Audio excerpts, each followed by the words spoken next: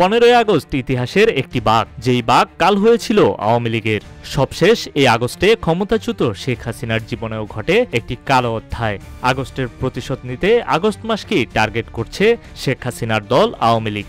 2024-এর 15 August ঘিরেও প্রতি বিপ্লবের পরিকল্পনা করেছিল শেখ হাসিনা, যেটি জনতার সচেতনতায় ব্যর্থতায় রূপ নেয়। পরবর্তী টার্গেট হিসেবে এই মাসকেই পরিকল্পনায় রাখে আওয়ামী লীগ। বড় নাশকতা করে ইউনূস সরকারের উৎখাতের মহাপরিকল্পনা হাতে নেয় তারা। পরিকল্পনার অংশ হিসেবে 400 জনকে বিশেষ প্রশিক্ষণও দেয়া হয়। মেজর সাদিকের নেতৃত্বে একাধিক প্রশিক্ষণ ক্যাম্পের তথ্য সামনে আসে। তবে পরিকল্পনাকারীদের মধ্যে 22 জনকে আইনশৃঙ্খলা বাহিনী ইতিমধ্যেই গ্রেফতার করেছে। বাকিরা এখনো বাইরে সক্রিয়। তবে পরিস্থিতি মোকাবেলা করতে প্রস্তুত আইনশৃঙ্খলা বাহিনী।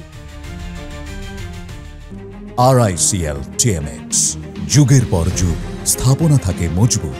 নাশকতার প্রথম ধাপ ছিল 1 আগস্ট থেকে 8 আগস্ট। সে সময় পরিকল্পনা ভেস্তে যায়।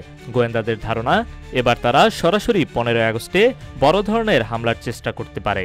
ঢাকা মেট্রোপলিটন পুলিশ গণবিজ্ঞপ্তি জারি করে প্রধান বিচারপতির বাসভবন, সুপ্রিম কোর্ট, মাজার গেট সহ আশেপাশে সব ধরনের সভা সমাবেশ, মিছিল, বিক্ষোভ, মানববন্ধন নিষিদ্ধ করেছে।